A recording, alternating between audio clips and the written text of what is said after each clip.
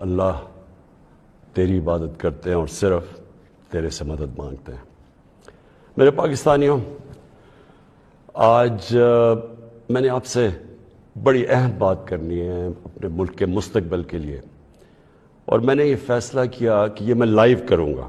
یہ ریکارڈڈ نہیں ہے، یہ آپ کے پاس لائیو جائے گی بات، اور اس کی وجہ یہ ہے کہ پاکستان ایک اس انگریزی میں کہتے ہیں ڈیفائننگ مومنٹ پہ ہے، ایک فیصلہ کن وقت پہ ہے کہ ہم نے دو راستے ہمارے سامنے ہیں، ہم نے کون سا راستہ لینا ہے۔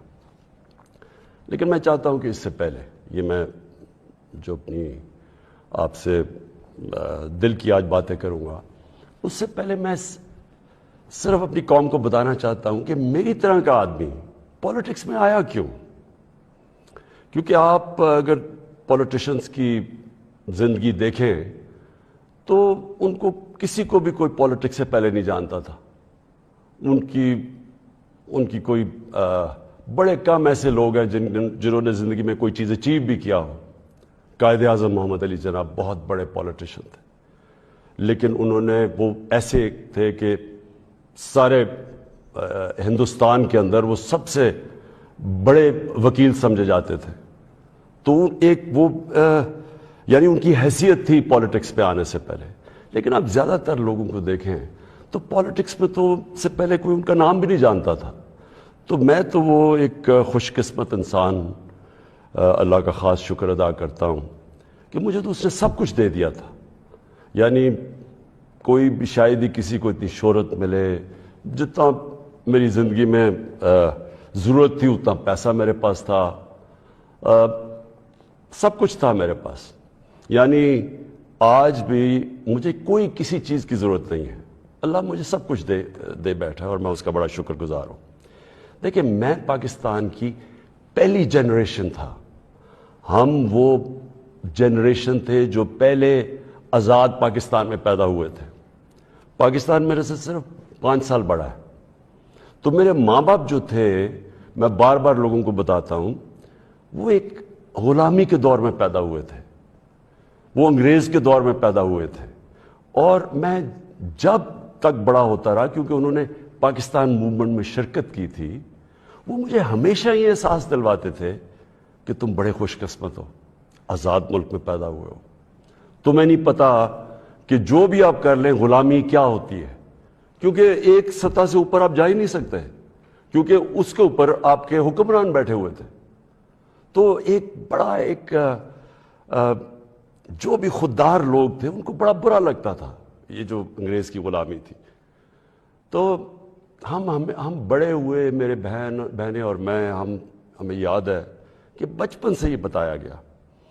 تو جو یہ خودداری ہے نا، یہ ایک آزاد قوم کی نشانی ہوتی ہے۔ اور جب میں نے پولیٹکس شروع کیا، میں آپ کو بتاؤں پولیٹکس میں کیوں آیا تھا۔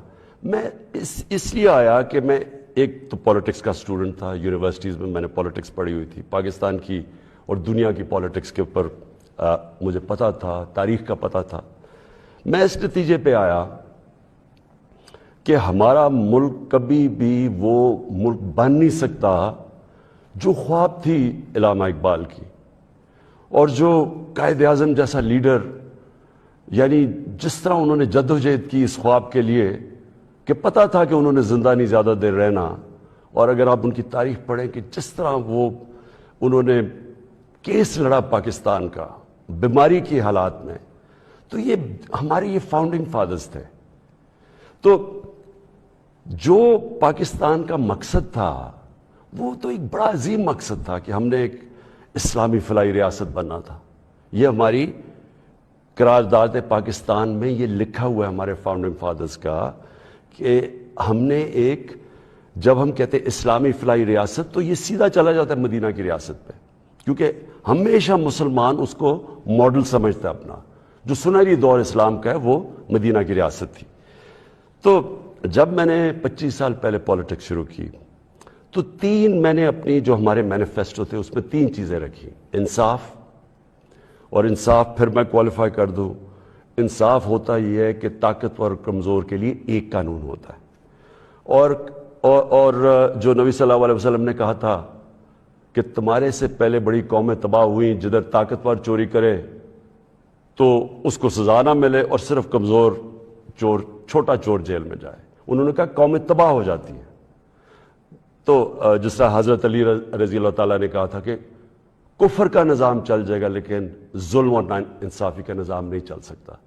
تو یہ بیسس ہے ایک انصاف، اور دوسرا انسانیت، رحم ہوتا ہے ایک اسلامی ریاست میں، جو کہ مدینہ کی ریاست میں پہلی فلاحی ریاست بنائی گئی تھی، جو میں بار بار لوگوں کو کہتا ہوں۔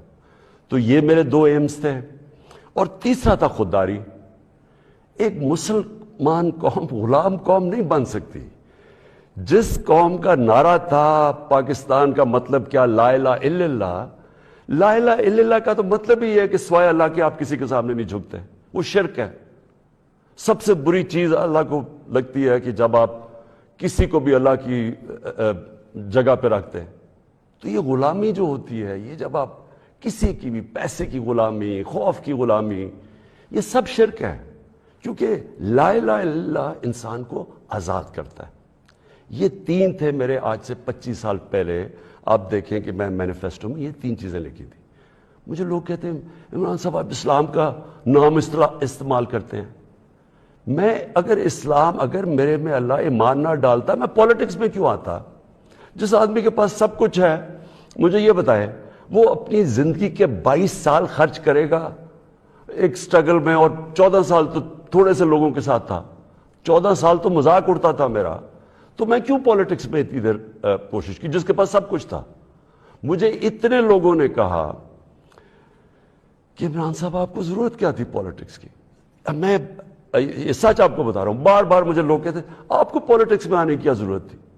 یعنی صرف آپ کو ضرورت ہی ہو تو آپ پولیٹکس میں آئیں، آپ کوئی نظریے کے لیے نہ آئیں، کوئی آپ کی بڑی ایمبیشن نہ ہو۔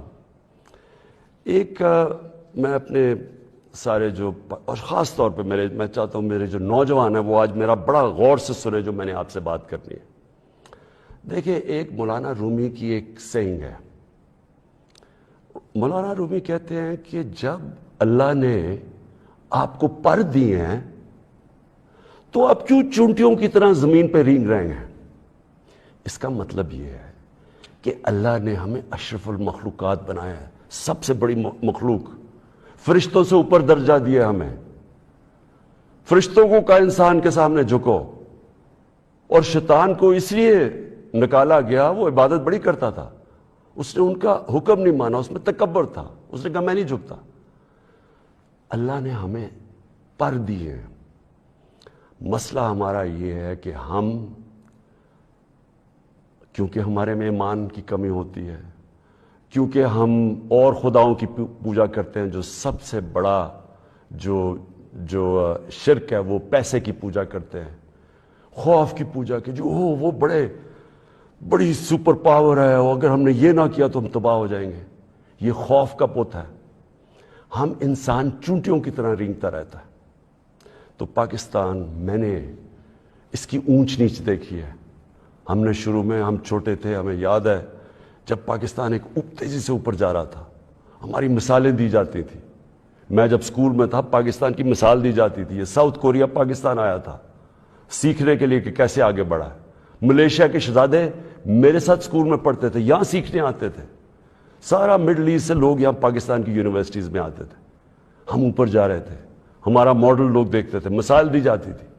میں نے اس کو نیچے آتے دیکھا، اور میں نے اس کو ذلیل ہوتے دیکھا اپنے ملک کو، اور میں اس کے اوپر ابھی آتا ہوں کیونکہ جو میرے والد تھے، مجھے یاد ہے اپنے آخری دنوں میں جو ہمارے پر یہ وار آن ٹیرر کے اندر جس طرح کی پاکستانیوں کو ذلت ملی،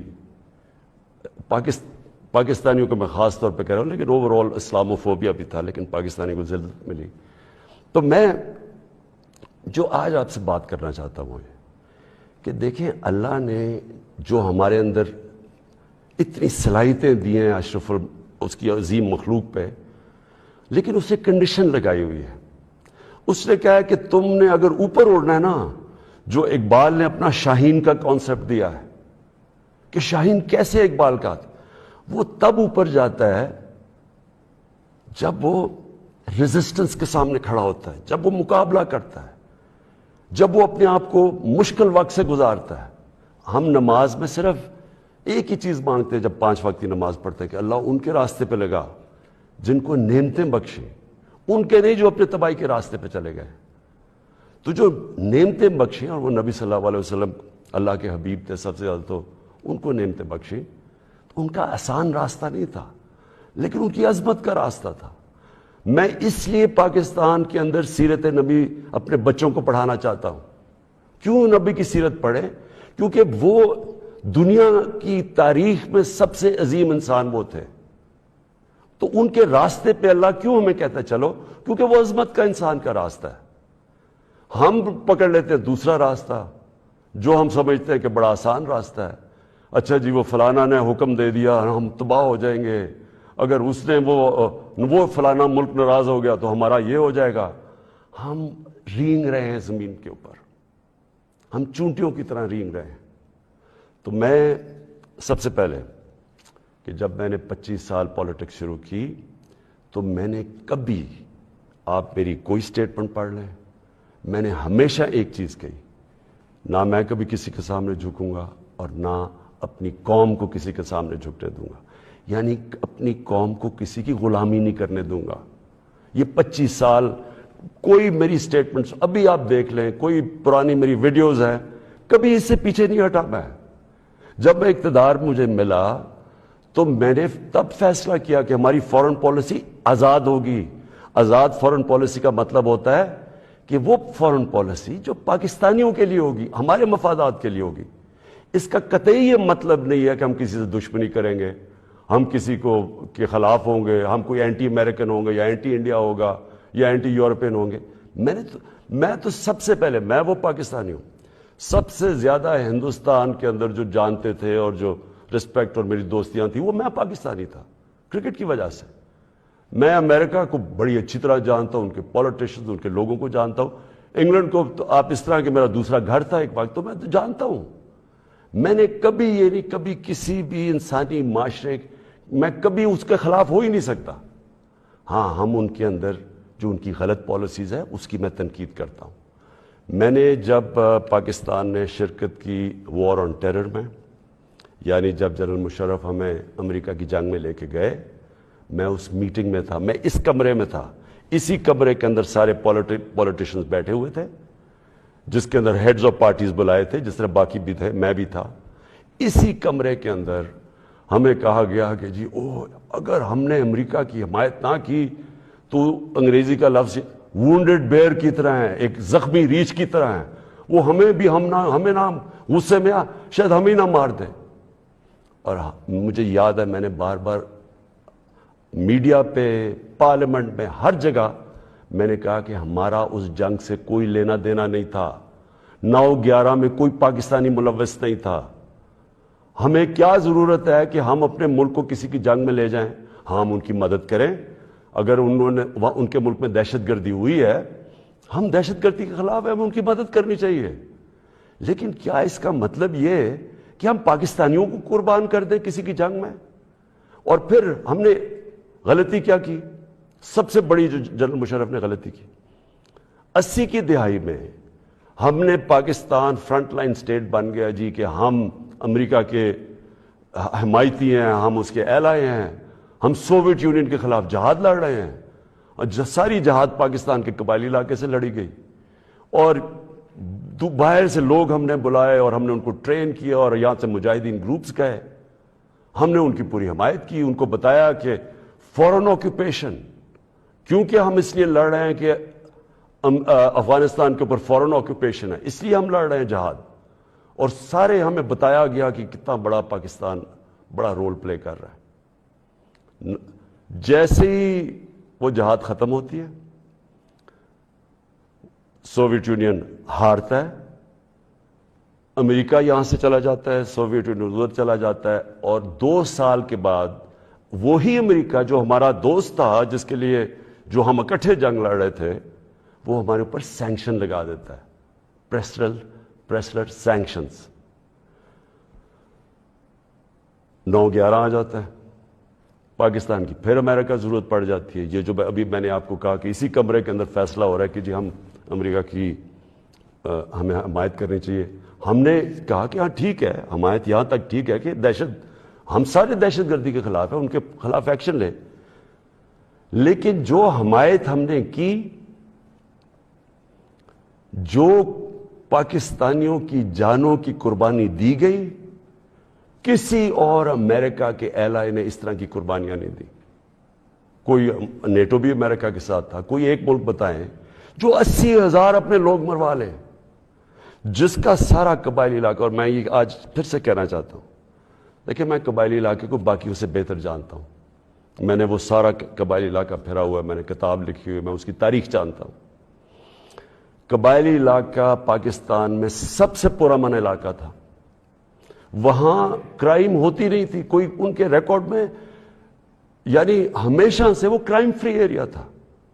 جو قبائلی علاقے کے لوگوں سے ہوا ہماری اس جنگ میں شرکت کرنے سے, آپ اندازہ نہیں لگا سکتے کہ وہ لوگوں کے اوپر, بیچاروں کے اوپر کیا گزری. وہاں لوگ مارے گئے, وہ ادھر سے لوگ کھڑے ہو گئے جن لوگوں کو, اب سوچیں ہم لوگوں کو کہہ رہے ہیں کہ جہاد کرنا, اگر باہر سے آکوپیشن ہو وہ سب سے عظیم چیز ہے, اور اب امریکن جب وہاں پہنچ گئے تو ہم نے کہا نہیں آپ دہشت گردی ہے. اب ظاہر ہے وہ لوگوں کو آپ 10 سال میں ایک طرف سے دوسری طرف تو نہیں لے جا سکتے تھے, وہ انسان تھے, ان کو ہم نے یہ بتایا ہوا تھا کہ یہ جہاد ہے.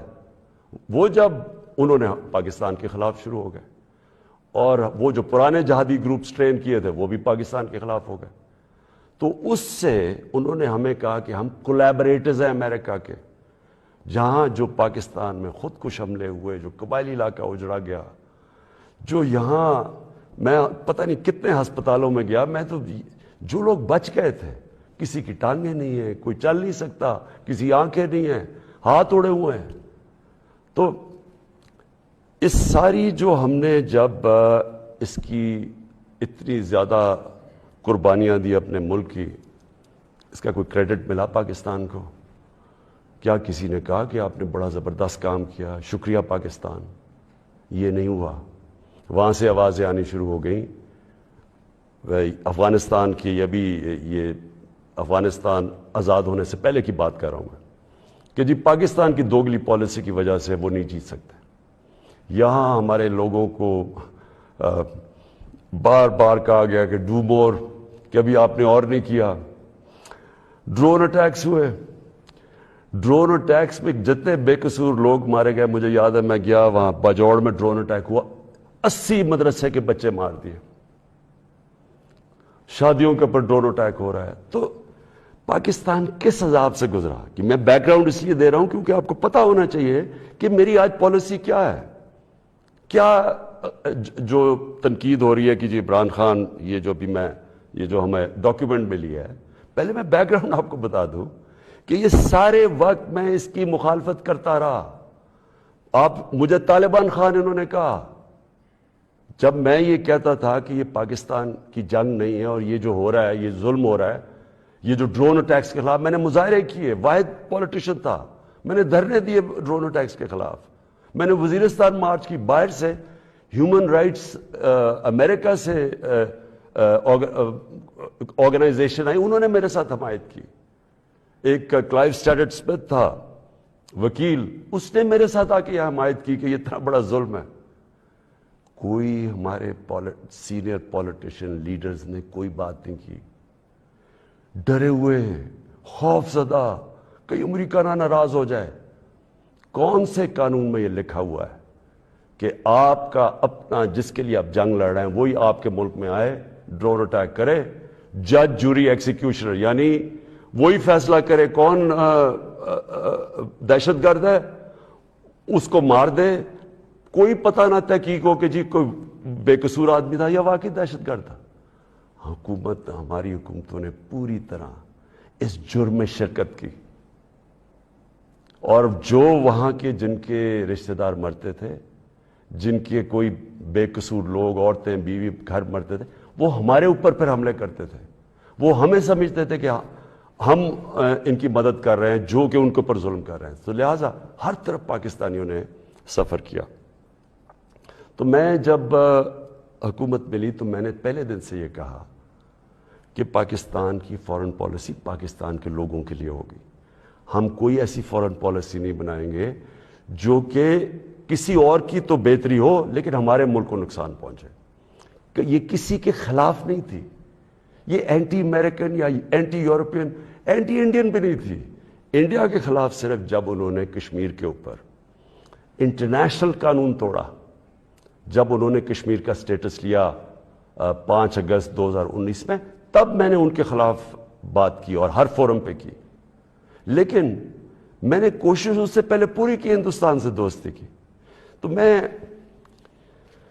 آج جو آپ کے پاس یہ ساری بات کرنے کے لیے اس لیے آیا ہوں کہ ابھی ہمیں 8 مارچ کو یا اس سے پہلے 7 مارچ کو ہمیں ایک امریکہ نے ایک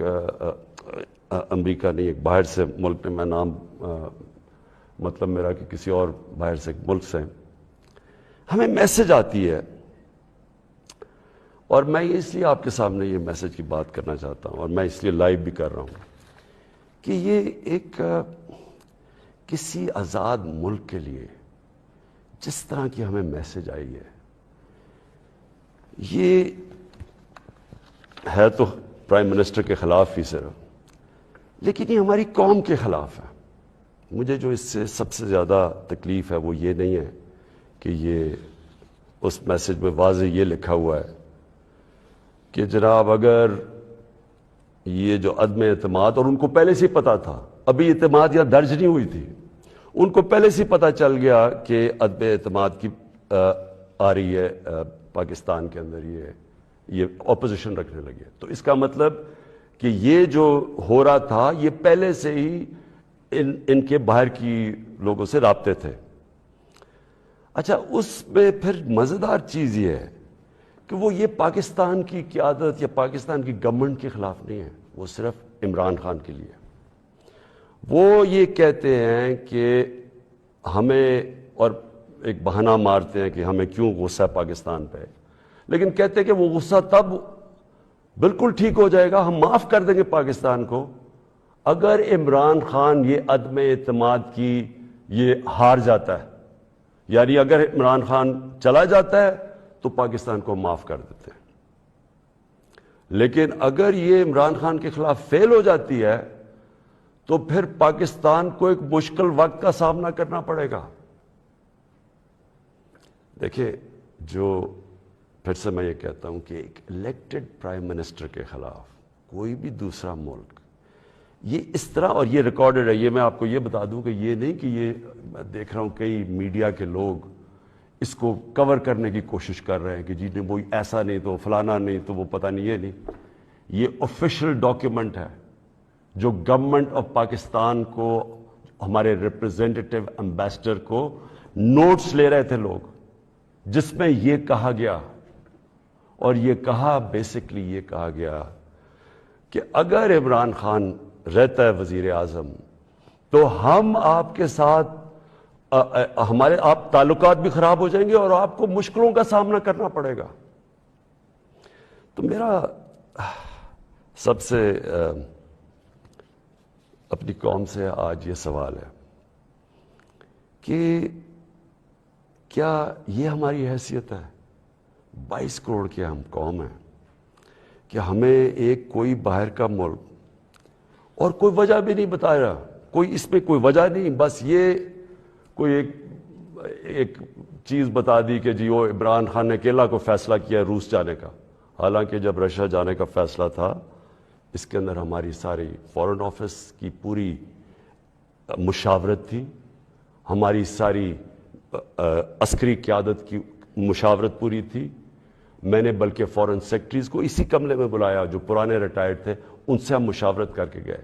لیکن اس کے اندر لکھا ہوا ہے کہ نہیں, صرف وہ ہمارا ایمبیسڈر ان کو بتا رہا ہے کہ نہیں یہ مشاورت سے, اس نے کہا نہیں یہ صرف عمران خان کی وجہ سے گیا. اور پھر انہوں نے یہ جو باقی لکھا کہ اگر جب تک وہ ہے تو ہمارے تعلقات اچھے نہیں ہو سکتے. اب میرا سوال یہ ہے کہ وہ اصل میں یہ کہہ رہے ہیں کہ یہ جب جائے گا تو جو باقی جو آئیں گے واپس, جو دوسرے عمران خان کی جگہ آئیں گے, ان سے ہمیں کوئی مسئلہ نہیں ہے. تو میں اصل اپنی قوم کے سامنے یہ چیز رکھنا چاہتا ہوں. میرا یہ جو آج آپ سے بات چیت کرنے کا ہے، یہ تو نہیں ہے کہ کوئی باہر سے ایک ملک چلے یہ کہہ دے کہ ہاں جی ہمیں نہیں پسند آپ کی فورن پالیسی. پتہ نہیں کوئی وجہ کیا بتا رہا ہے کہ جی آپ روس چلے گئے. وہ تو اور یورپین لیڈرز بھی روس چلے گئے تھے، لیکن خاص پاکستان کو کہ آپ کیوں چلے گئے ہیں، جس طرح کہ ہم کوئی ان کے نوکر ہیں. لیکن جو اس میں سب سے ڈسٹربنگ چیز کیا ہے کہ ان کے رابطے ان لوگوں سے ہیں جن کے ذریعے یہ ساری سازش ہوئی ہے، جو یہاں بیٹھے ہوئے ہیں. اور یہاں کون بیٹھے ہوئے ہیں؟ 3 اسٹوجز. اسٹوجز کا مطلب ہوتا ہے جو کہ بڑے وفادار غلام ہوتے ہیں. یہ وہ لوگ ہیں. اب یہ ذرا سن لیں کہ یہ چاہ کیا رہے ہیں. یہ چاہ یہ رہے ہیں کہ عمران خان جائے، لیکن اگر یہ آ جائیں واپس، یہ جو ابھی جنہوں نے عدم اعتماد کیا ہوا ہے، تو پھر سب ٹھیک ہو جائے گا. تو سب سے پہلا میرا سوال یہ ہے کہ کیا یہ اپنے ملک کے اندر اجازت دیں گے کسی کو قیادت میں آنے کے لیے جن کے اوپر نیب کے کیسز ہوں، جن کے اوپر اربوں روپے کے کیسز ان کی عدالتوں میں ہوں، وہ جو کہ ایک مجرم ڈکلیئر کر دیا گیا پاکستان کی عدالت نے، جو کہ جھوٹ بول کے بھاگا ہوا ہے. کیا وہ ان لوگوں کو جن کے اوپر باہر ان کے ملکوں میں، باہر کے ملک مضمون لکھے ہوئے ان کی چوری کے اوپر، کرپشن پہ، BBC کی 2 ڈاکیومنٹریز آئی ہوئی ہیں ان کی چوری کے اوپر، کیا اپنے ملک میں اس طرح کے لوگوں کو ایک قیادت پہ آنے دیں گے؟ اور اگر اپنے ملک میں اتنی سی جھوٹ بولنے پہ یہ نکال دیتے ہیں ایک پرائم منسٹر کو، ہیرلڈ میک ملن تھا، جھوٹ بولنے میں اس کو نکال دیا. چھوٹی چھوٹی چیزوں کے اوپر وہ اتنا اپنے لوگوں کا، ان کا جو اخلاقی معیار ہے وہ اس سطح پہ ہے، چھوٹی سی چیز پہ وہ نکال دیتے ہیں. تو ہمارے ملک میں جو کہ نیب میں اربوں روپے کے کیسز ان کے، اور اب نہیں 30 سال سے ان کے اوپر کیسز ہیں. پہلے جو کیسز تھے وہ جنرل مشرف نے ان کو NRO دی، وہ سارے کیسز معاف کروائے. پھر یہ 10 سال میں مزید اور کیسز چڑھ گئے اربوں روپے کے. ان کو یہ کہہ رہے ہیں کہ وہ ٹھیک ہے، وہ ٹھیک ہے، لیکن عمران خان ان کو پسند نہیں ہے. مجھے جو اگلی چیز سمجھ نہیں آ رہی، اور میں یہ اپنی قوم سے پوچھنا چاہتا ہوں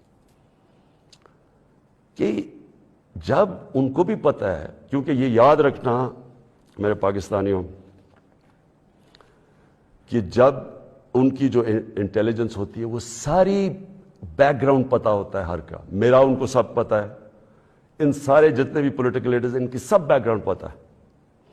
ان کو ان کی ایک ایک چیز پتہ ہے کہ ان کے کتنے پیسے ملک کے کس اکاؤنٹس میں پڑے ہوئے بیرون ملک. ان کو سب پتہ ہے کہ ان کی پراپرٹیز بینامی جو انہوں نے باہر لی ہوئی ہیں بڑی بڑی اربوں اربوں روپے کی، ہر ڈیٹیل ان کے پاس ہے. ایک ہمارا ینگ پولیٹیشین ہے، ایک کتاب ہے رون سوسکنڈ کی، The Way of the World. اس کتاب میں وہ لکھتا ہے کہ ان کی نیشنل سیکیورٹی جو تھی وہ ٹیپ کر رہی ہے، اس کی والدہ اس کو ٹیلی فون کر کے بینک اکاؤنٹس بتا رہے ہیں، یعنی ادھر تک ان کو پتا ہے. تو ہمارے یہ جو اب یہ 3 لوگ ان کو جو پسند آ گئے ہیں، ان کی کیا خاصیت ان کو پسند آئی ہے؟ یہ کہ ان جنرل مشرف کے سالوں کے اندر 11 ڈرون اٹیک تھے. ان دونوں کے یہ بلکہ سارے یہ تینوں اکٹھے اقتدار میں تھے. ان کے 10 سال میں اس ملک میں 400 ڈرون اٹیکس ہوئے. ایک دفعہ ان کے منہ سے نہیں نکلا کہ مذمت کرتے ہیں ہم. حامد کرزئی مجھے یاد ہے افغانستان میں جب ان کے ڈرون اٹیک یا وہاں بمباری سے افغانستان کے بے قصور لوگ مرتے تھے، وہ مذمت کرتا تھا. جدھر افغانستان میں فورن فوجیں تھی، یہاں ہم بیٹھے ہوئے ہیں 400 ڈرون اٹیکس میں ایک دفعہ کسی نے مذمت نہیں کی. اس لیے ان کو یہ سوٹ کرتے ہیں. مولانا فضل الرحمان کی ایک وکی لیکس کیا تھی کہ ایک جس طرح پینما پیپرز کا انکشاف ہوا تھا، یہ ایک انٹرنیشنل انکشاف ہوا تھا، لیک ہو گئے تھے سیکرٹ پیپرز یا ڈاکیومنٹس. تو پینما جو وکی لیکس میں وہ انکشاف ہوتا ہے کہ جو پاکستان کے اندر امریکی ایمبیسڈر تھی این پیٹرسن، اس کو مولانا فضل الرحمان، مولانا نہیں، فضل الرحمان، اس کو فضل الرحمان کہتا ہے کہ مجھے موقع دے دے، میں بھی وہی خدمت کروں گا جو باقی آپ کی خدمت کرتے ہیں۔ یہ وکی لیکس میں تھا۔ نواز شریف کا برکا دت کی کتاب میں ہے کہ وہ نیپال کے اندر نریندر مودی سے چھپ چھپ کے مل رہا تھا اپنی فوج سے بچنے کے لیے۔ ڈان لیکس میں کیا تھا؟ ہندوستان کو میسجنگ ہو رہی تھی کہ جناب میں فوج کے ساتھ، اگر فوج یہ کریے تو فوج کریے، میں نہیں کر رہا۔ یہ سوچیں، یہ کبھی آپ سوچ سکتے ہیں کہ میرے آرمی چیف کو، جنرل باجوہ کو کوئی باہر کی قوت کہے کہ جی یہ دہشت گرد ہے، اور میں چپ کر کے بیٹھا رہا ہوں اور وہ میری تعریف کرے اور اس کو برا بھلا کہے؟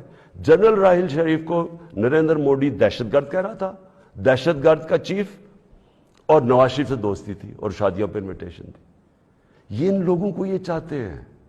آصف زرداری کا باب وڈورڈ کی کتاب کے اندر ہے کہ ان کے سی آئی اے چیف جب ان سے کہتا ہے، وہ کولیٹرل ڈیمیج کی بات کی، کولیٹرل ڈیمیج کا مطلب کہ جب بم گرتا ہے تو بے قصور لوگ مارے جاتے ہیں، تو اس کو کہتا ہے کہ فکر نہ کریں اگر ڈرون اٹیک میں بے قصور لوگ مارے جاتے ہیں، مجھے نہیں فرق پڑتا۔ یہ پاکستان کا پریزیڈنٹ کہہ رہا ہے دوسروں کو، جس کو تھوڑا سا، اور کتاب میں وہ لکھتا ہے کہ وہ حیرت انگیز حیرت آتی ہے کہ یہ کیسے ملک کا صدر بات کر رہا ہے۔ اس طرح کے لوگ ان کو پسند ہے۔ اور شہباز شریف، اس کی سٹیٹمنٹ کہ جی عمران خان نے بڑی غلطی کی ایبسلوٹلی ناٹ کہہ کے، یعنی یہ جو ان کے دور میں ایبسلوٹلی ناٹ کیا تھا، میں نے صرف یہ بات کہی کہ ہم امن میں آپ کے ساتھ ہیں، ہم جنگ میں آپ کے ساتھ نہیں ہیں۔